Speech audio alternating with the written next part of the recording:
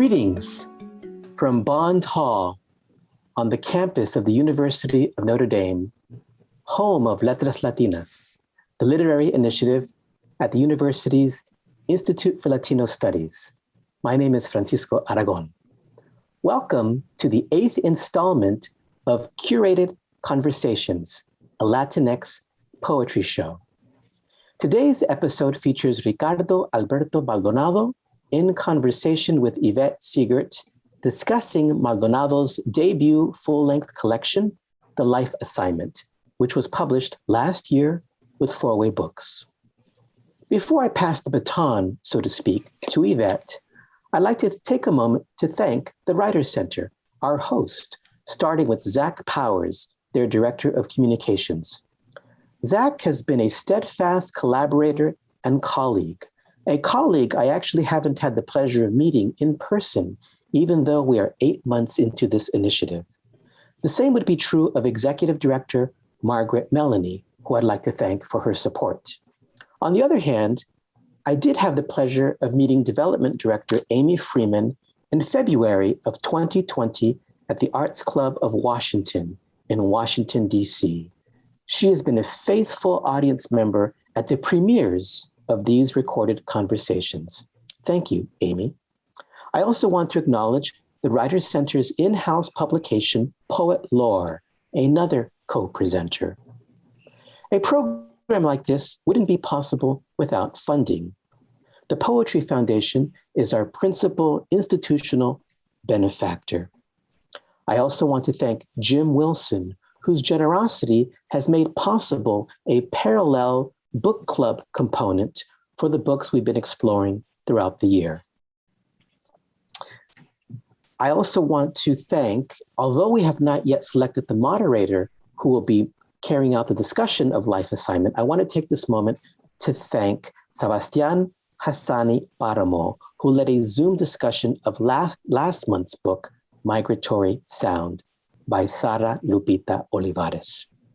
One of the special traits of Curated Conversations is that we ask our featured poet to select their interlocutor.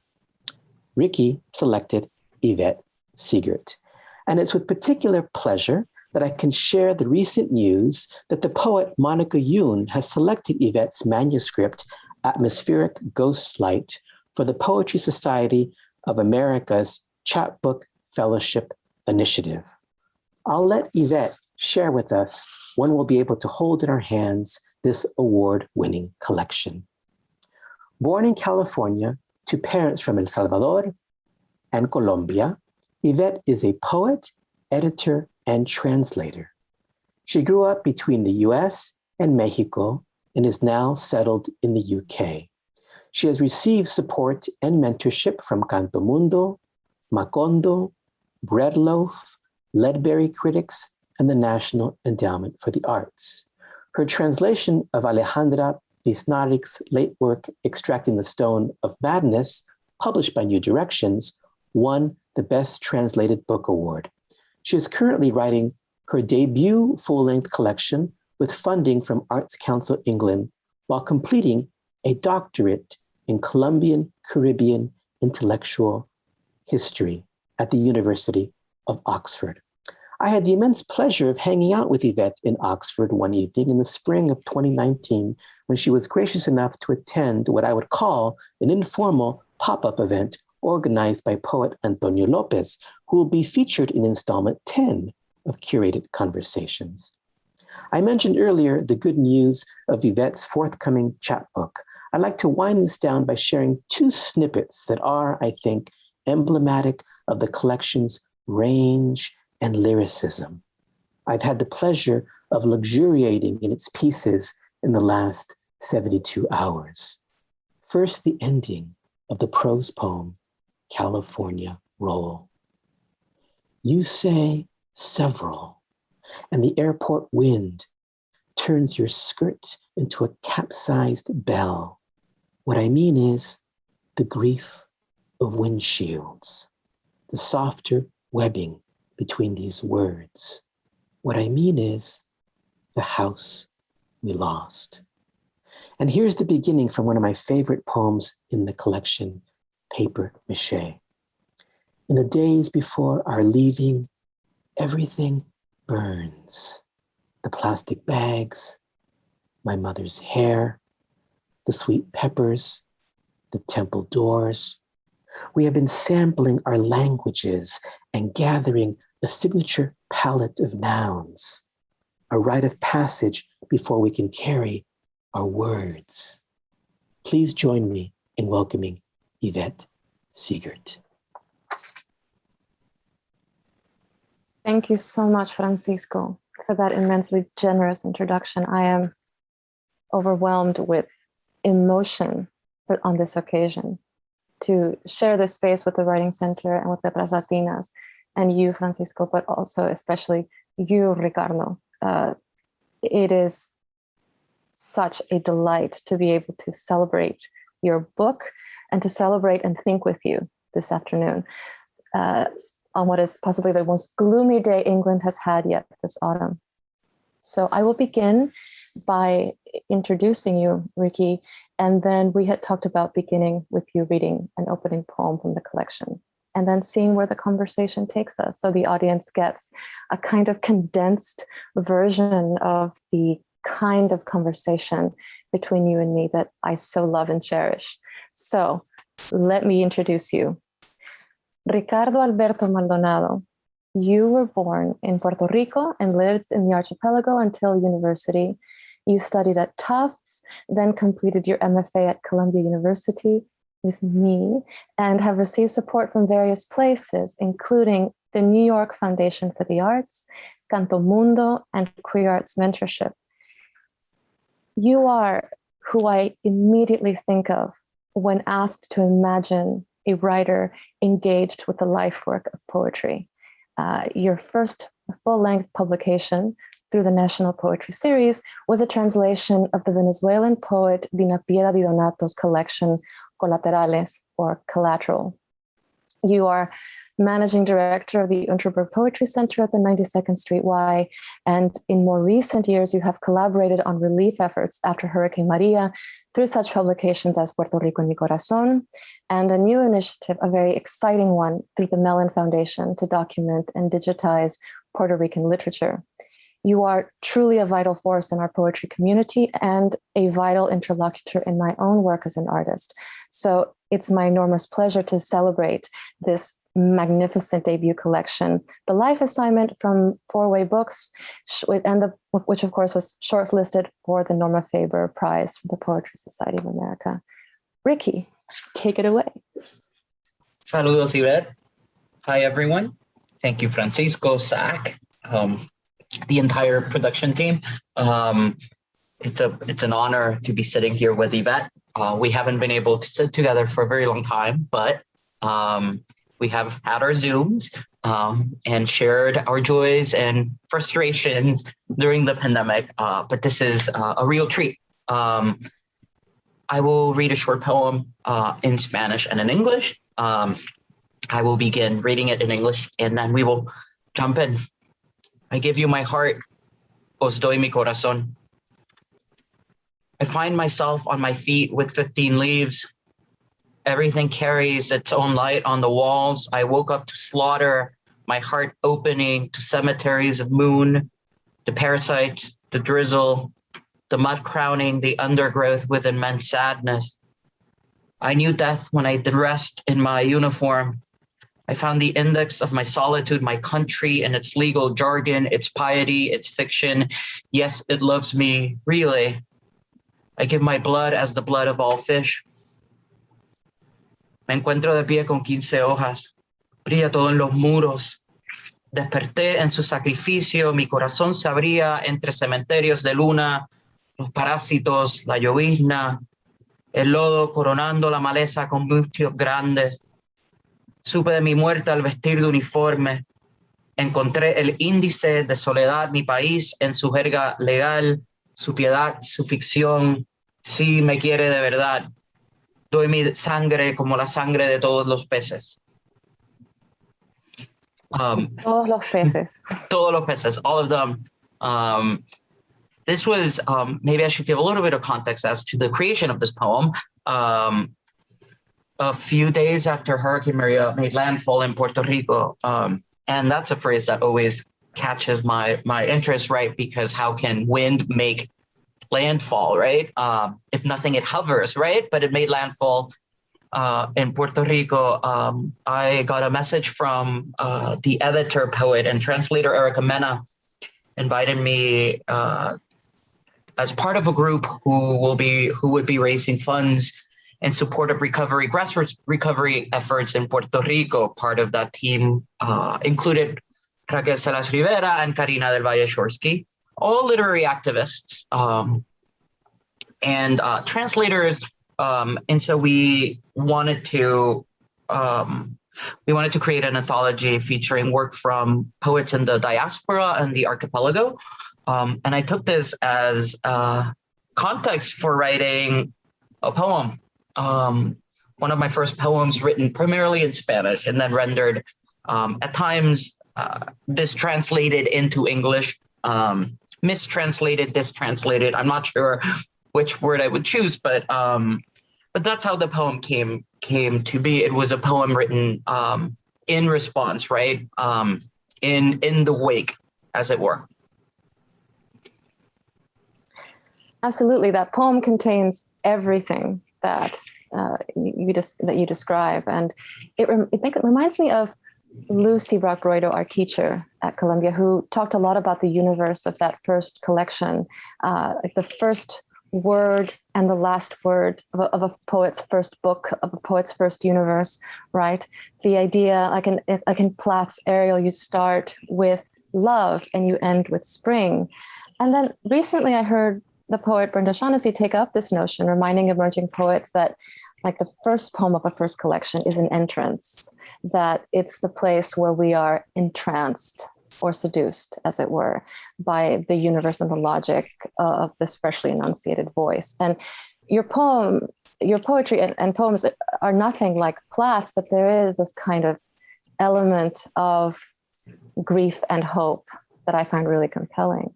And you begin the manuscript with I give, yo doy, and you end with this image of the sky tarring the roofs. So I'd like to think about that a little bit, because I find it like this immediate articulation of something that's very true of you as a person, but also as a poet, which is the sense of generosity.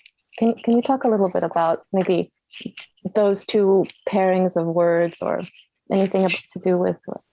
Sure. So to tackle that, I feel like I should probably divulge why this poem took such prominence. And it's not only because it was a poem that was written in a certain kind of mourning or a certain kind of wake, but because I had spent so many years trying to find my form, by which I mean we become acquainted with so many forms as we undergo our education as poets until we land ours. And for me, it was writing in Spanish that eventually ended up unlocking a deep sense of hope and mourning. And I felt like this poem was transformational in many ways because it provided, I could point to it, right? I could point to it as a transformational poet for me as a writer and as a person. And because it deals with, or because it travels, I feel like the experience of the diaspora, I never thought of myself as a diasporic poet. I was born and raised in Puerto Rico. And I have lived in New York now for, I believe it's 19 years, 18 years. But I visit Puerto Rico often. So I always thought of myself as a Puerto Rican from the archipelago. And I believe that's true. But Hurricane Maria afforded me the opportunity to see myself as a person belonging to the diaspora.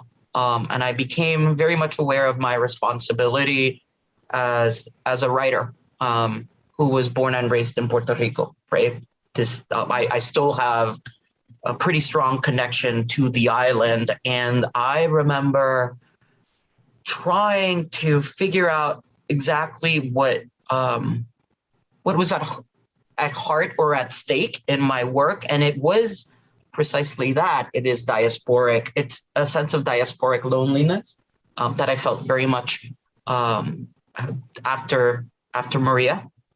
And then, but this necessity, I was about to say compulsion, but the necessity to see myself as part of a larger group and to serve that larger group, right?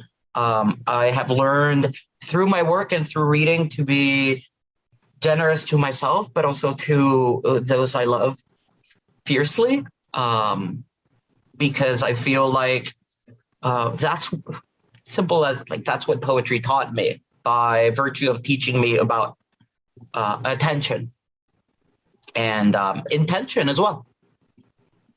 No, it's interesting what you say. I mean, I just translated this essay, this brilliant essay by Juan Villoro, the Mexican writer. And in it, he writes about Robinson Crusoe, of all things. And he takes Crusoe as a kind of prototype of the writer going out on his first adventure to figure out who he is. And he says, Crusoe has the sea. He has this tempest that anoints him and challenges and makes him see himself for who he is. He's a castaway. He is an outsider negotiating through spaces. And Villoro says, you know, today's writer, today's traveler doesn't have the benefit of an ocean to teach him.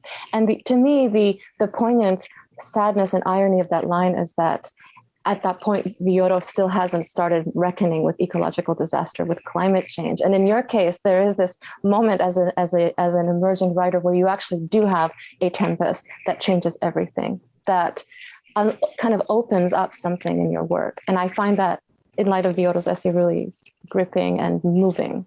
Yeah, I'm grateful that you bring Crusoe. I can't wait to read this essay, but because I remember one of those seminal poems I encountered when I was an undergrad was Elizabeth Bishop's Crusoe in England, which is quite possibly one of my favorite poems of hers. And there's a moment in it that still resonates with me. I'm going to read a few lines. And this is coming from Crusoe himself, because I didn't know enough. Why didn't I know enough of something, Greek drama or astronomy? The books I read were full of blanks. And I feel like that's that really speaks to something in me, right? I feel like I felt as an undergraduate or as a learning poet that I couldn't, like, I don't read, I keep moving around because this is tenuous territory, I guess, but I don't read poems to see myself. I read poems to challenge myself or to learn about myself or well, I guess that's that. But I could read poems, I could understand them, but I could never sort of like that way in which a poem latches onto you and makes you re-see everything, examine, evaluate your life. That moment in Crusoe in England sort of like allowed me or gave me the chance to see myself as someone who really hadn't had time to chart his own geography. And since then, I feel like that has been the nature of my journey, as it were. I hear you. I mean, thinking of Crusoe in England, being in England, and as a Latinx poet who left the U.S. about 5 years ago, I find that this wrestling with form seemed to erupt for me and teach me something about what I was trying to do as a poet as soon as I left. Yeah, our shared island of New York City, our archipelago of little islands. And the poem speaks on that, to that. Your poem speaks to that, but it also it reminds me, thinking with Crusoe, that the Latinx writer is asked to inscribe, or finds the need to inscribe himself into a publishing culture that doesn't really understand what our bilingual experience or our multilingual experience is.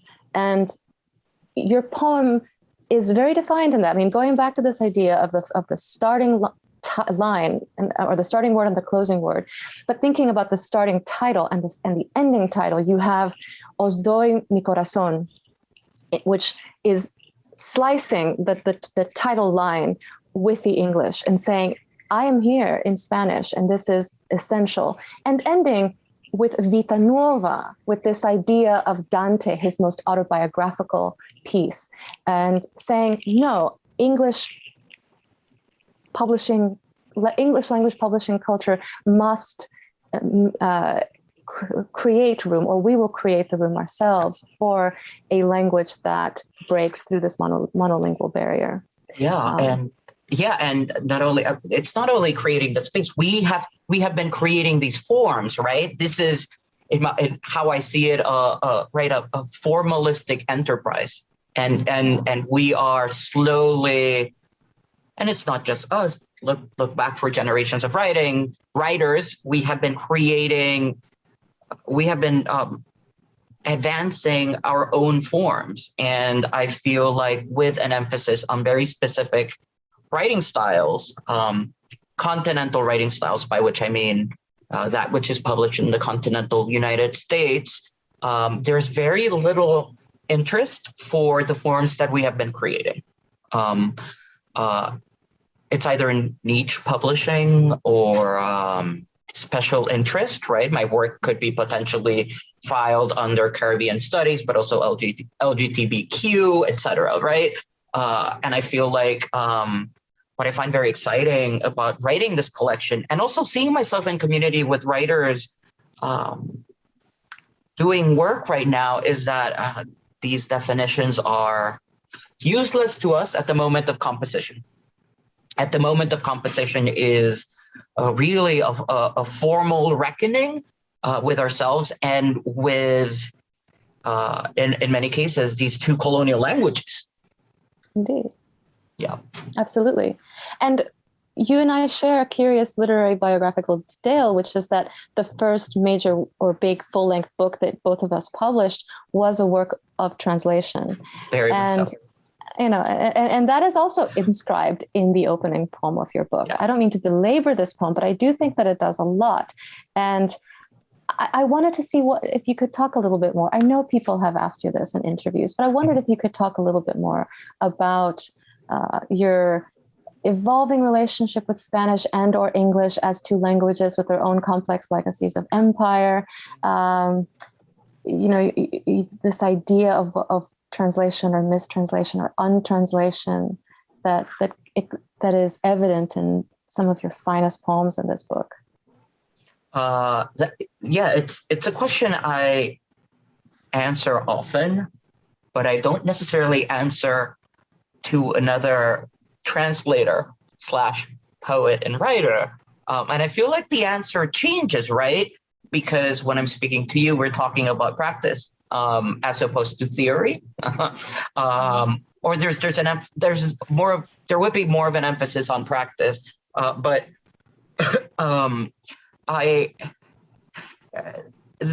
this is an issue, and I use the term issue in quotation marks, that I'm not sure enters that much in the composition of a poem.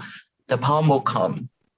The poem comes with its own demands, and those demands then lead to some sort of discovery, which forced me to eventually reevaluate everything that has come before. So that's how a poem comes into being for me, right? Generally, I write based on what I read. There's a poem I read, and I want to respond to it. I want to correct it, or I want to sing with it, sing against or sing with it. And isn't that a form of translation, right? Or mistranslation? I'm very grateful that it took. I'm very grateful for Daniel Borsutsky, who led a workshop at Canto Mundo, and it was focused on writing based on what we were reading, and it allowed me to see reading as a sense of, like, to find in reading a sense of kinship, but also a sense of complicity. And so then the act of writing became an exercise in trying to determine what kinds of complicity are we comfortable with and what kinds of complicity we want to correct. And all of these issues, I feel like, have an effect on the act of translation itself, whether it is whether one is self-translating or one is translating the work of others. I know that there is this, I keep thinking of it. It is expected for a writer who writes primarily in another language to say something like, say, for example, Spanish is my language of love and dreams, right? I feel like that kind of comment sort of misses the point. Of course, I love and I dream in Spanish, but more importantly, I interpret in Spanish. I read the world in Spanish, and I always have. Even as a kid, I find myself, right, if I lived and examined life, then it's a life I have examined in Spanish. And I have grown to know myself in that language. English came in my youth, but in many cases, it was the language of study. It was the language of classes. English is spoken in Puerto Rico, of course, and you encounter it on a daily basis. But for me, it was always a language of rigorous study. The first poem I truly loved enough to want to spend some time with was a poem by A.E. Housman, To an Athlete Dying Young. And it's a poem I remember and a poem that I reevaluate as time goes on. But in any case, and I started writing in English because English was also a site of mystery. I felt like English invited me to create a list of words I did not know or a list of idiomatic expressions I did not know that I wanted to explore. And I did that through writing poems. And I used that as sort of a prism to look at my own life and the life of those I love. And then Spanish came with a force. It felt like I had finally discovered what Federico Garcia Lorca calls el canto hondo, right? Which is like that deep song. I found it in Spanish. And it was Maria. It was also Pulse, the shooting at Pulse. I felt like, despite my joy of life and my hope for life, there was a sense of an aspect of mourning to it that had always been with me. And I could channel it. I could hold it in Spanish. And translations then became, at least in this book, sort of a remedy, a concession to the industry. But then how can I reconsider that? And then I chanced on mistranslations, or there's a poem in Spanish that in my book, the poem was written originally in English, and the poem it changes perspectives. The Spanish is written differently, by which I mean different pronouns are used in the Spanish and the English. So I'm not sure. I think I walked all around that question. I'm not sure I got to answer it, but I feel like, I guess to summarize that, the medium now is, what makes the world legible to me is Spanish. English makes it legible in a different kind of way. And perhaps a more efficient and practical kind of way, since I'm living in the mainland. No, I think what you're saying makes a great deal of sense. But I also find that, we've talked about, and others have observed this in your work, how, as you say, the Spanish might have differences in pronouns, or even differences in the way that the nouns relate to each other. That's what it kind of sounds like, a translation that went awry, the kind of mistake that a translator might be chastised for by an editor. But in this case, that slippage, that that room for error is part of the poetics itself. And those are the moments that I find most interesting in the work. When you talk about sadness and joy, for me, when I look at a poem like A Mistranslation of My Name, Sobre la traducción de mi nombre, which already in the title has the slippage between mistranslation in the English and traducción, translation, in the Spanish. For me, it's like the form that you create by putting the English and Spanish together sequentially creates the space for the possibility of sustaining two very different feelings at the same time. So the joy can coexist with the sorrow. What the universe of the English text contains must coexist with the universe of the Spanish poem. And between them, there is mystery. Between them, there is also clarity. And that paradox is central to in the way I read your work. Like, and we can talk about influences, and I'd like to get to this idea of influence, because when I read your work, it's like reading, on one hand, it's like reading Ashbery's poems, where you feel yourself approximating or approaching a sense of parsing of what the images imbricating together do. So that's like, I don't necessarily need to understand the relation between this image of this food in line 1 with this sentiment in line 5, but I almost get it. And so that suspension of disbelief, or that suspension of syntactical or semantic parsing, exists with this other aspect of your work, or coexists with it, which is that your language is very concrete. To me, entering your poems is like entering a very specific, very familiar landscape, whether that landscape is something I've experienced directly or intuitively, by which I mean, on the one hand, Upper Manhattan, Brooklyn, under late capitalism, the reality of administrative life, student debt, and the landscape of Puerto Rico, Latin America, the Caribbean spaces that you and I inhabit, and where we find many points of convergence. So for me, the translation, visual aspect of the translation correlates to this way in which your language is both very clear and very abstract sometimes, and how I can accept and find joy in that tension. I'm grateful for that reading of my work, because it feels instructive to me as I think of what's next, as I undertake whatever needs to be undertaken in terms of my work, right? In terms of concreteness, I feel like I point to a line from Oppens of being numerous. This is really how the poem starts. There are things we live among, and to see them is to know ourselves. That's a poem I discovered much later in life, and that those lines were charged with something that felt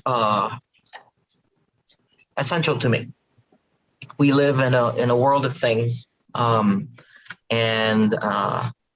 those things do say something, right? They mean something about ourselves, and that's something I guess I thought about since young. But Oppen was the poet who put it into words. But also, I wanted to say that all of this, Yvette, is rooted in my upbringing as a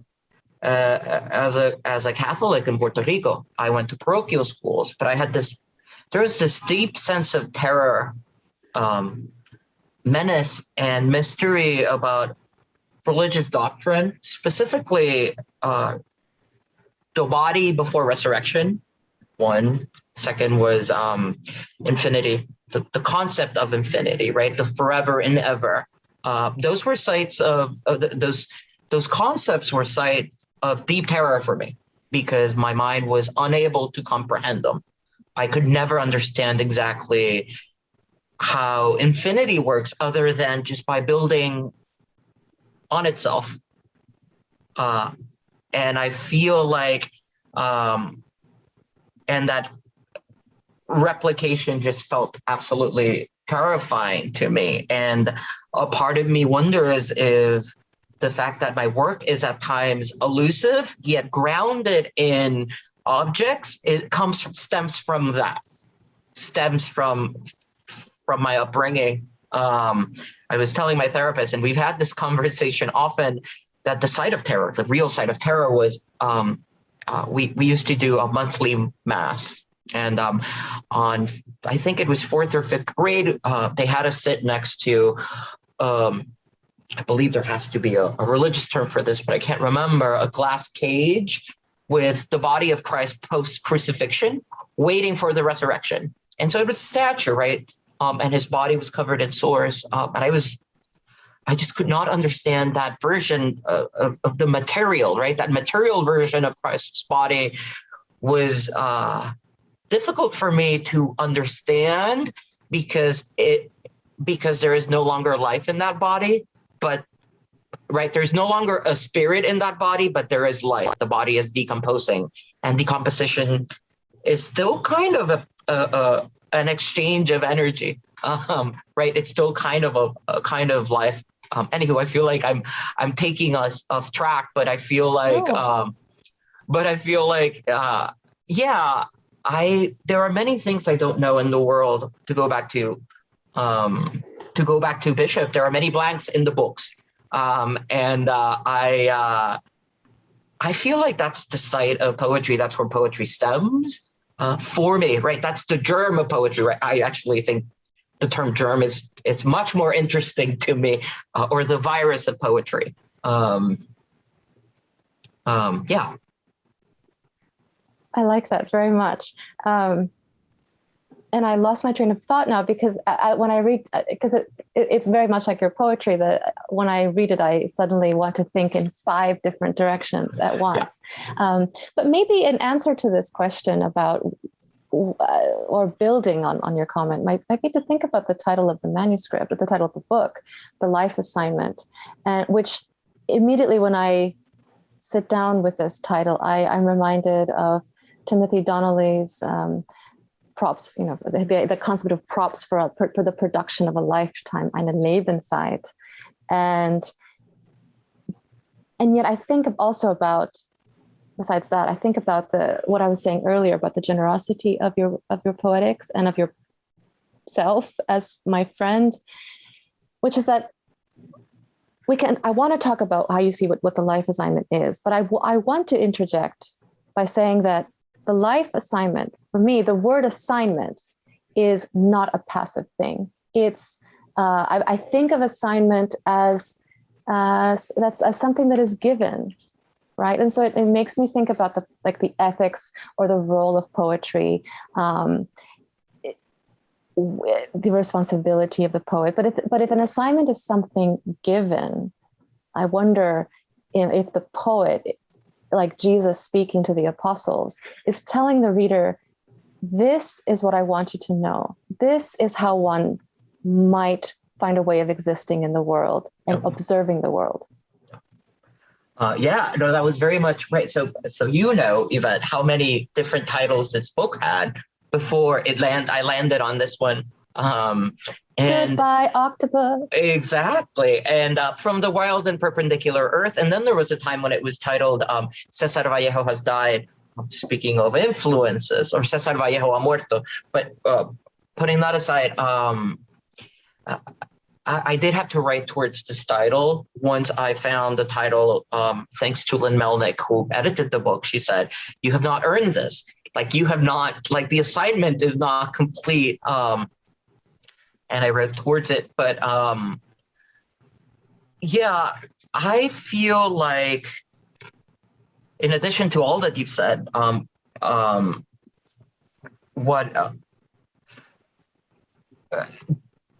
under these poems, or if there is a pulse in this book, it is a pulse that says, this is what you should try to understand.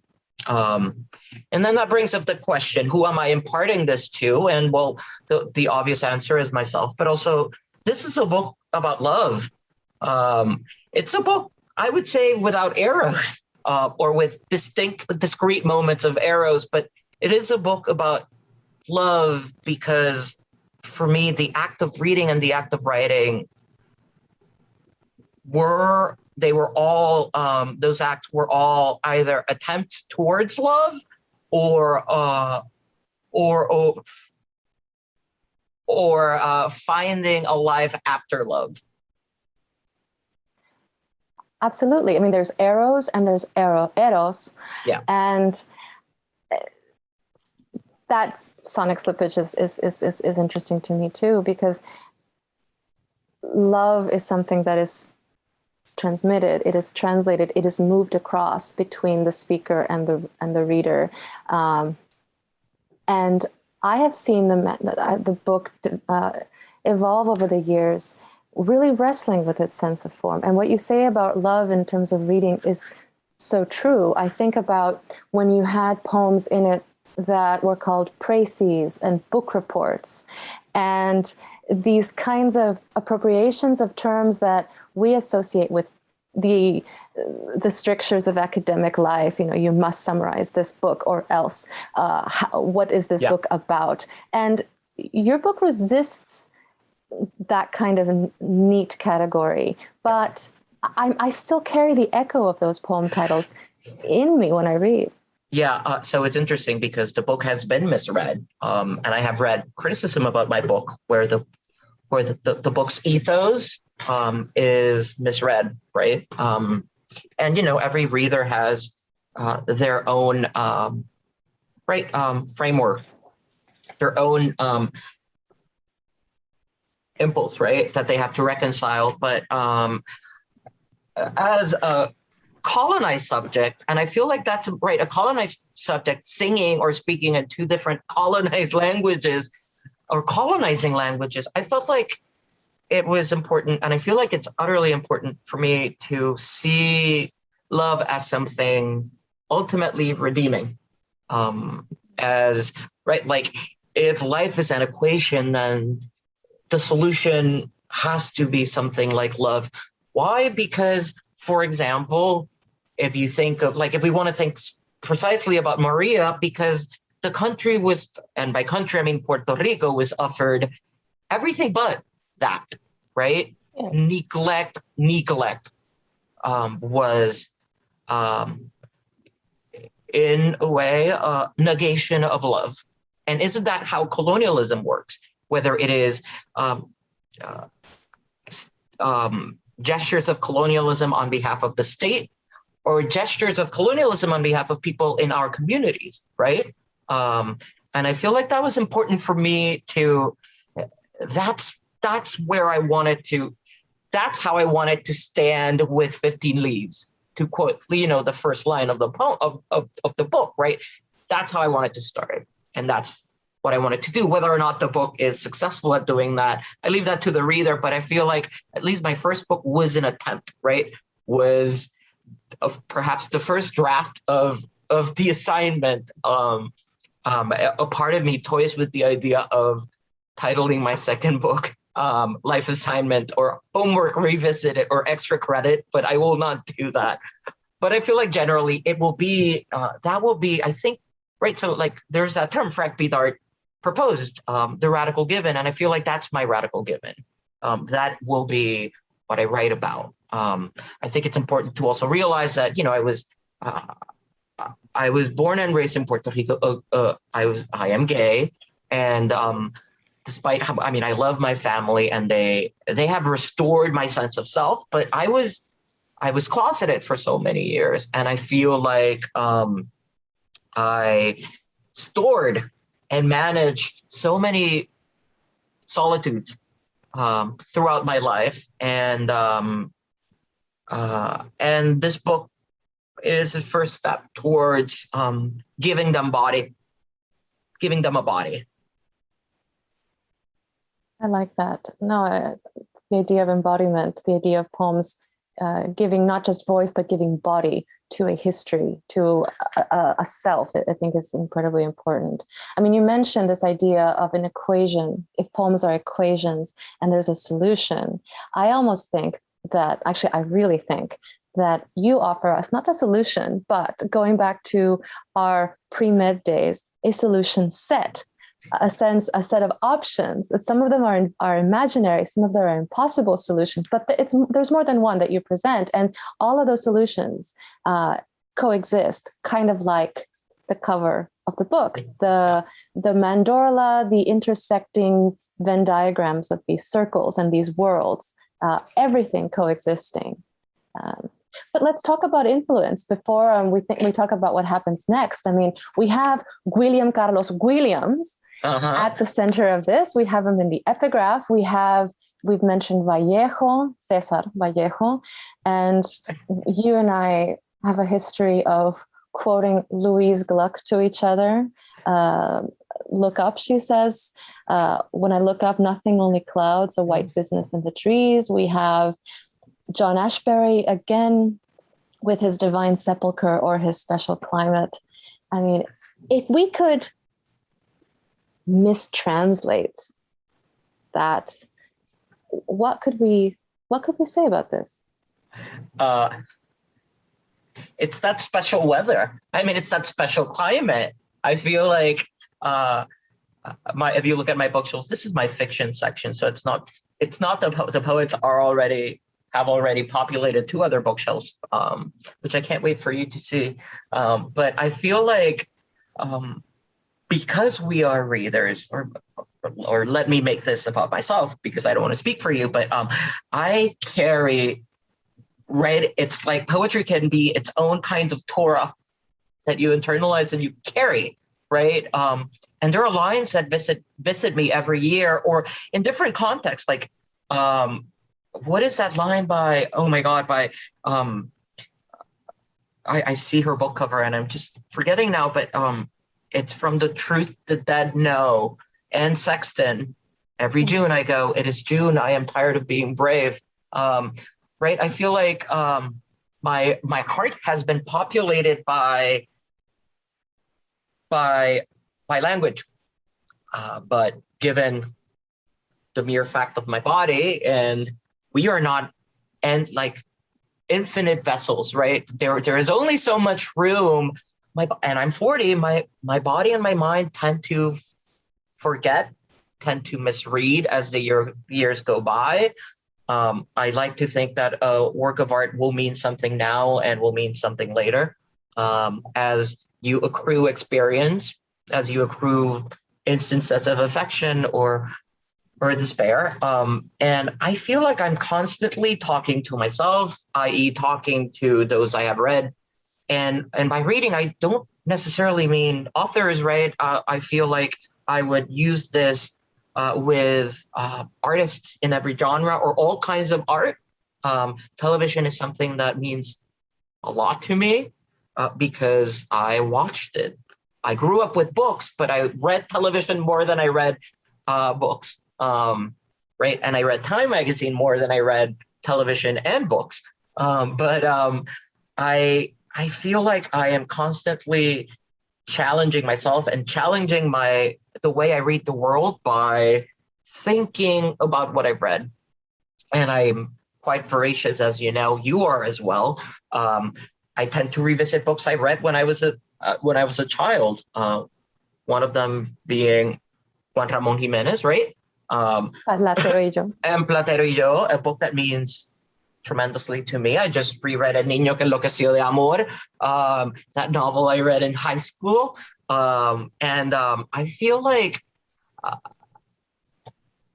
I may not remember lines. I may remember mood. I read for mood. I read for tone in certain works of art. Unamuno, for example, is someone I read for tone. And he was deeply instructive, right?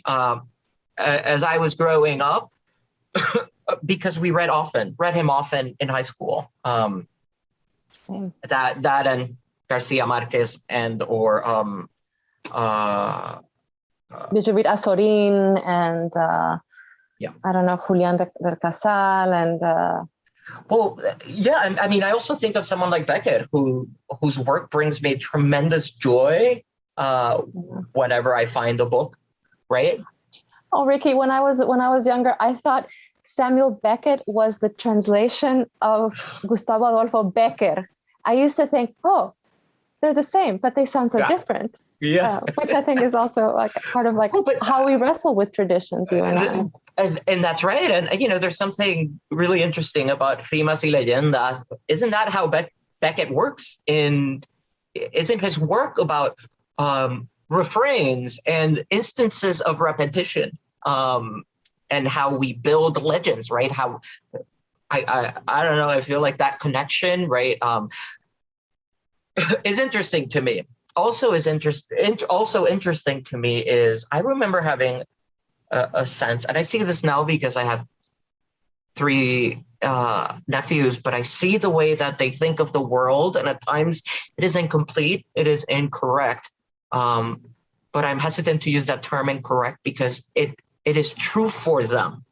And I remember thinking of the world as primarily confusing as a child. That's where religion came in. And I feel like poetry sort of like intersects with that way of thinking. That's what magical thinking feels to me, right? That kind of magical thinking. Absolutely. And also a kind of, your poetry makes room for the poem to question itself, like in Lesionado, when you say, maybe this is a poem about power, maybe this is a poem about love, tal vez este sea un poema sobre el poder. And I think that whatever happens in the next 5 years of your poetic journey through tempests and Villor and storms, that your work will constantly be pushing against these boundaries of form and finding new ways of articulating these questions or excavating answers, And you're making, this is why I feel like conversations among poets are useful, because this is very instructive to me, right? Like, you're teaching me how to read my poem as well, even though I have a good sense of how my poem operates, right? But these conversations bring something out, right? Like they suss something out. But I wanted to say, and this is one of the reasons why, one of the 1,000 reasons why I wanted to have this conversation with you is an influential poet. For me, it was Cesar Vallejo, whom I discovered early on, but really at Columbia in our translation class, right? When I started translating his work. And then, and I remember you and I have had conversations about Vallejo for the past 13, 14 years. And I also was lucky enough to read your unpublished translations of Vallejo, and feeling, there's a poem in the book that takes from your reading of Vallejo, because it became my reading of Vallejo. Like, it gave me a sense of how Cesar Vallejo operates on the page, but also how he thinks of the world. And I'm deeply grateful for that. This is the time of the interview where we have a chance to say, this is how you've made me a better poet, therefore a better human being. And it's through attention and kindness, right? That you did as a translator, but also as a reader of my work. And I mention it because I feel like most of our audience will be writers themselves. And I feel like it's important for them to find your readers. I feel that way about you too, Ricky, that your poetics of generosity, because I find myself speaking to you implicitly in some of my work. Whether or not I dedicate the poems to you publicly, you are inscribed, and your way of looking at the world is inscribed in the way I think. And that too is evolving. And I think that for me, this book ultimately is a way of having a conversation with you that feels fresh and nuanced every time I approach the covers of it, of the manuscript, of what I always think of as a manuscript, because it's always this work in evolution. We carried them around. We carried our manuscripts around. On the subway, they used to get grimy. Yeah. Thinking about this idea, I mean, would it be possible for us to kind of start to wind down the conversation by having you read another poem? Yes. I mean, whether it's the poem that cites Vallejo or not, but something that allows you to, engage with the work afresh. I want to. So, Natural History is a poem I never read because I want to read with you present, right? Uh, the note. The poem comes with a note. I think, pretty sure. I can't find it. Language in Natural History is taken from Yvette Siegert's translation of Cesar Vallejo's work, as well as Black Stars, as translated by Martha Collins, and Tho Tu Lap, a Vietnamese poet. Natural History. Mild September, though sometimes I washed in water, washed and prepared fields for my billet. I felt God walk deep within and forged a tough grief to hurt him. Wheat turns to coal. With him, night falls in our orphanhood, day and night by uneven fire. Levitation, mother, would you know the sorrow? Cesar Vallejo's died, Descartes died, and the universe and I were born to 1981, the voice of adults in the kitchen. What a delicious afterlife for Vallejo. But it's not just any Vallejo, it's your Vallejo, which in many cases has become my Vallejo, right? Like those are the translations I revisit because I was their implicit reader. And I would say the same thing about your Pizarnik, for example. Which I feel that came into being as a result of many subway rides and discussions with you, and saying, how do we reconcile? How do we reckon with something? How do we exist? How do we write in an MFA program in a literary tradition that doesn't understand that we have other literary traditions vying and jostling with our attention? And indeed, I mean, this poem begins with a mild September, and I think of how many Septembers you and I have seen together, and now here we are in the middle of the month again, and oh right. I end this reflection on your poem in an open way because because I'm very moved and I almost don't know what to say, but also because I like to suspend thought and intellectualization when I engage with your beautiful work. I can't wait to see what comes next in your process. I'm grateful for that. And I also know that a part of me anticipates how you will read my poems. And so because I mean, I like that phrase you use, implicit readers, to the point that I want to say to younger writers, you need to find your implicit readers, right? Your community of implicit readers. And I feel like the way that you and I have talked about poetry, or the way that poets talk to themselves about poetry, not necessarily as craft, but as something more than craft, is integral to the shaping of, it's integral to futurity. Yes, absolutely. And your book, this first book, it's the first book out in the world, but it contains so much history already. It contains so many iterations of thought and wrestling with what poetry has been and is for you. And I find that a very complex archive that may not be immediately legible to a reader who picks this up off a bookshelf, that there is so much life and wisdom in history in this collection, so many layers of meaning and error and grief. And that is part of the life assignment, right? Maybe this is a good moment to wrap things up. Do you have any final thoughts? Or? I'd like to thank Zach and Francisco, but Yvette, you whom I have missed tremendously so. I can't wait for us to sing together, have tea together, and write together, and possibly read John Ashbery poems to each other when we meet. this was a lovely act of communion, and I can't wait to replicate this kind of interaction with younger poets in the future, and in my community and outside of my communities, and also to hold your chapbook in my hands. Poetry as this generous act, poetry as this generous community that continues to grow. Thank you. And thank you indeed to Zach and to Francisco and to Letras Latinas and the Writing Center.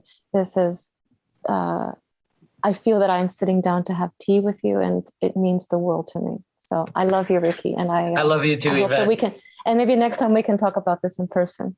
Yes. Thank Thank you, you. everyone. Adios. Thank you. Bye. Adios.